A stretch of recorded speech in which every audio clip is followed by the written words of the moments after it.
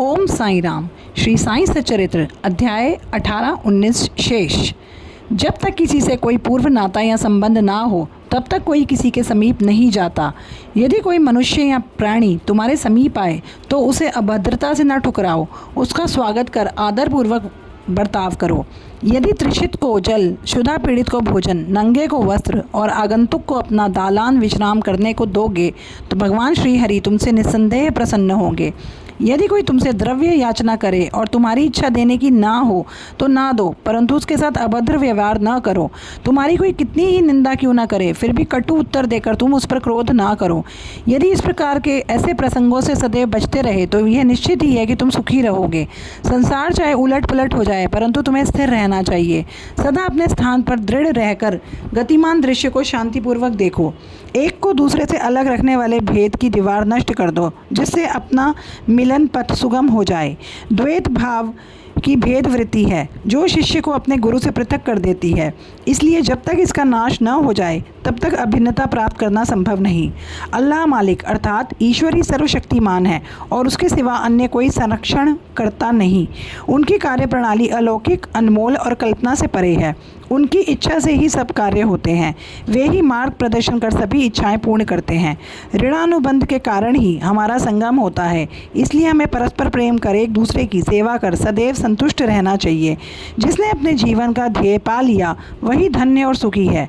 दूसरे तो केवल कहने को ही जब तक प्राण है तब तक जीवित हैं। उत्तम विचारों को प्रोत्साहन। किसी संत का कथन है कि यदि प्रातःकाल तुम्हारे हृदय में कोई उत्तम विचार उत्पन्न हो और यदि तुम उसका स्मरण दिन भर करो तो वह तुम्हारा विवेक अत्यंत विकसित और चित्त प्रसन्न कर देगा। हेमाड पंत भी इसका अनुभव करना चाहते थे। इसीलिए पवित्र शिरडी भूमि पर अगले गुरुवार के समूचे दिन नाम स्मरण और कीर्तन में ही व्यतीत करूं, ऐसा विचार कर वह सो रहे। दूसरे दिन प्रातःकाल उठने पर उन्हें सहज ही राम नाम का स्मरण हो आया, जिससे वे प्रसन्न हुए और नित्य कर्म समाप्त कर कुछ पुष्प लेकर बाबा के दर्शन करने को गए। जब वे दीक्षित का वाड़ा पार कर बूटी वाड़े के समीप से जा रहे थे तो उन्हें एक मधुर भजन की ध्वनि जो मस्जिद की ओर से आ रही थी सुनाई पड़ी।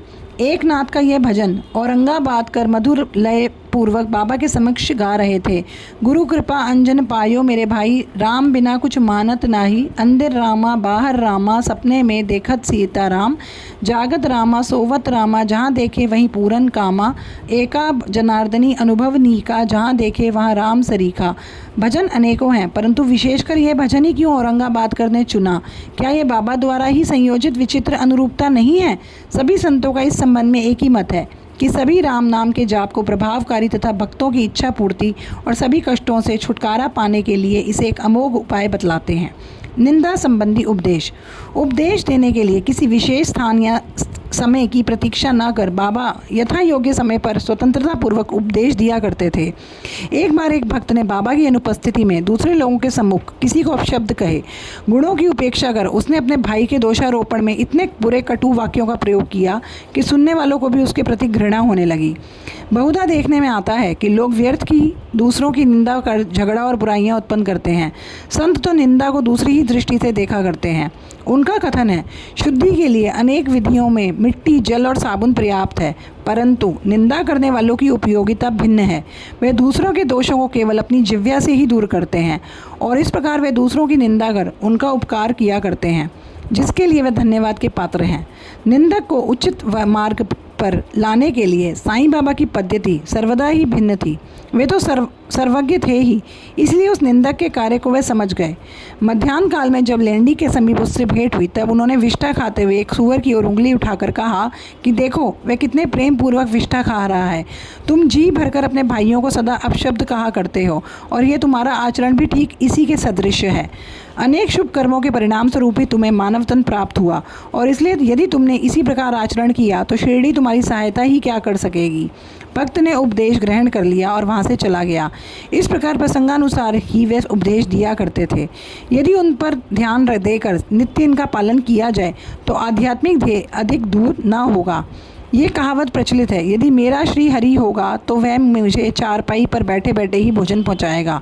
ये कहावत भोजन और वस्त्र के विषय में सत्य प्रतीत होती है, परंतु यदि कोई इस पर विश्वास कर आलस्यवश बैठा रहे तो आध्यात्मिक क्षेत्र में उसकी प्रगति नहीं होती बल्कि पतन होता है। इसलिए आत्मानुभूति प्राप्त करने के लिए प्रत्येक को अनवरत परिश्रम करना चाहिए। जितना प्रयत्न कर वह करेगा उतना ही उसके लिए लाभप्रद होगा।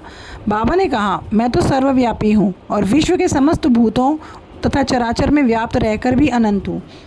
केवल उनके भ्रम निवारणार्थ ही जिनकी दृष्टि में वह 3.5 हाथ के मानव थे, स्वयं सगुण रूप धारण कर अवतीर्ण हुए। इसलिए जो भक्त अनन्य भाव से उनकी शरण आए और जिन्होंने दिन रात उनका ध्यान किया, उन्हें उनसे अभिन्नता प्राप्त हुई। जिस प्रकार की माधुर्य और मिश्री, लहर और समुद्र, नेत्र और कांति में अभिन्नता हुआ करती है, जो आवागमन के चक्र से मुक्त होना चाहे वे शांत स्थिर होकर अपना धार्मिक जीवन व्यतीत करे। दुखदायी कटु शब्दों के प्रयोग से किसी को दुखित ना कर सदैव उत्तम कार्यों में संलग्न रहकर अपना कर्तव्य करते हुए अनन्य भाव से भय रहित हो उनकी शरण में जाना चाहिए। जो पूर्ण विश्वास से उनकी लीलाओं का श्रवण कर उनका मनन करेगा तथा अन्य वस्तुओं की चिंता त्याग देगा, उसे निस्संदेह आत्मानुभूति प्राप्त होगी। उन्होंने अनेकों से नाम का जाप कर अपनी शरण में आने को कहा। जो यह जानने को उत्सुक थे कि मैं कौन हूँ, बाबा ने उन्हें भी लीलाएं श्रवण और मनन करने का परामर्श दिया। किसी को भगवत लीलाओं का श्रवण, किसी को भगवत पाद पूजन, तो किसी को आध्यात्म रामायण, ज्ञानेश्वरी जैसे ग्रंथों का अध्ययन करने के लिए कहा।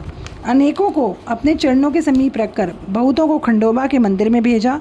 अनेकों को विष्णु सहस्त्र नाम का जाप करने व छांदोग्य उपनिषद तथा गीता का अध्ययन करने को कहा। उनके उपदेशों की कोई सीमा न थी। उन्होंने किन्हीं को प्रत्यक्ष और किन्हीं को स्वप्न में दर्शन दिए। एक बार वे एक मदिरा सेवी के स्वप्न में प्रकट होकर उसकी छाती पर चढ़ गए और जब उसने मध्याह्न पान त्यागने की शपथ खाई तभी उसे छोड़ा। किसी किसी को मंत्र जैसे गुरुर ब्रह्मा आदि का अर्थ स्वप्न में समझाया और कुछ हठ योगियों को हठ योग छोड़ने का निर्देश देकर चुपचाप बैठ धैर्य रखने को कहा। उनके सुगम पथ और विधि का वर्णन ही असंभव है। साधारण सांसारिक व्यवहारों में उन्होंने अपने आचरण द्वारा ऐसे अनेकों उदाहरण प्रस्तुत किए। परिश्रम के लिए मजदूरी। एक दिन बाबा ने राधा कृष्ण माई के घर के समीप आकर एक सीढ़ी लाने को कहा। तब एक भक्त सीढ़ी ले आया और उनके बतलाए अनुसार वामन गोंदकर के घर पर उसे लगाया। वे उनके घर पर चढ़ गए और राधा कृष्ण माई के छप्पर पर से होकर दूसरे ओर से नीचे उतर आए। इसका अर्थ किसी को समझ नहीं आया। राधा कृष्ण माई इस समय ज्वर से कांप रही थी, इसलिए हो सकता है कि उनका ज्वर दूर करने के लिए ही उन्होंने ऐसा किया हो। नीचे उतरने के पश्चात शीघ्र ही उन्होंने सीढ़ी लाने वाले को 2 रुपये पारिश्रमिक स्वरूप दिए। तब एक ने साहस कर उनसे पूछा कि इतने अधिक पैसे देने का क्या अर्थ है। उन्होंने कहा, किसी से बिना उसके परिश्रम का मूल्य चुकाए कार्य न कराना चाहिए और कार्य करने वाले को उसके श्रम का शीघ्र निपटारा कर उदार हृदय से मजदूरी देनी चाहिए। अध्याय 18-19 समाप्त। श्री सद्गुरु साईनाथार्पणमस्तु। शुभम भवतु। ओम साई राम।